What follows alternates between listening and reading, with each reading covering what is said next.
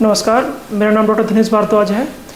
आज हम बात करेंगे लेग पेन के बारे में कि लेग पेन किस किस कारणों से हो सकता है और किस तरह से हम लोग इसको रिकॉग्नाइज कर सकते हैं कि क्या कारण जो है जिसकी वजह से हमको लेग पेन हो रहा है और इसको किस तरह से हम लोग ट्रीट कर सकते हैं। लेग पेन में मेनली जो कारण है वो मेनली कई बार मस्कुलर पेन भी होता है, जो कि हमारी मसल्स की में कोई अगर इन्फ्लेमेशन है, कोई सूजन है या कोई चोट लगने से कुछ ट्रॉमा की वजह से वहाँ पे सूजन है तो उसकी वजह से लेग पेन हो सकता है। या कोई नर्व में कोई डैमेज है, वो किसी या तो ट्रॉमेटिक डैमेज है या फिर डायबिटीज़ की वजह से डैमेज है, जिसको हम लोग न्यूरोपैथी हम लोग मेडिकल लैंग्वेज में बोलते हैं, उसकी वजह से भी लेग पेन हो सकता है। ये मेनली डायबिटीज़ में होता है।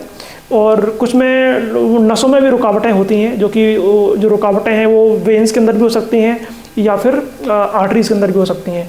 वो उसमें आर्टेरियल थ्रोम्बोसिस भी हो सकती है या फिर वीनस थ्रोम्बोसिस भी हो सकती है। कुछ मरीजों में वेरिकोज वेन होती है, जो कि इसमें कि आपकी जो पैरों की नसें हैं उसमें एबनॉर्मल एक सूजन आ जाती है, वो टॉर्चस हो जाती हैं। टॉर्च मतलब कि इरेगुलरिटीज उसमें आ जाती है और उनको ऊपर एक उभार आपको फील होता है, तो उनको हम लोग वेरिकोज वेन बोलते हैं। उसकी वजह से भी पैरों में दर्द हो सकता है। पेन के साथ में जितनी डिस्टेंस मरीज चल पाता है और उस डिस्टेंस के बाद में जब वो अपना चलना बंद कर देता है उसको हम लोग क्लॉडिकेशन डिस्टेंस बोलते हैं मेडिकल लैंग्वेज में। और ये जो डिस्टेंस है धीरे धीरे टाइम के साथ साथ में कम होती जाती है। ये इसलिए होता है बिकॉज जो रुकावटें जो हैं नसों में वो धीरे धीरे बढ़ती जाती हैं और वो हमारी जो डिसीज़ है वो उसका प्रोग्रेशन बढ़ता जाता है। इस वजह से ये जो डिस्टेंस है वो धीरे धीरे कम होती जाती है टाइम के साथ में।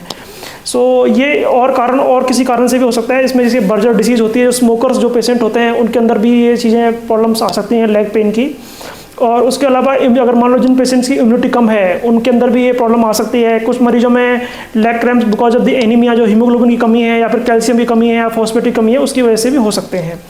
अच्छा, इसको किस तरह से हम लोग रिकॉग्नाइज कर सकते हैं? सबसे पहले तो हम लोग अगर क्लिनिकल डायग्नोसिस हम इसका बनाते हैं, जब आप किसी फिजिशियन से या सर्जन से या कार्डियोलॉजिस्ट से मिलते हैं तो वो एक बार आपको एग्जामिन करने के बाद में एक डिस्कशन में पहुँचते हैं कि आपको ये इंटरमिटेंट क्लॉडिकेशन की जो दिक्कत है किस कारण से हो रही है।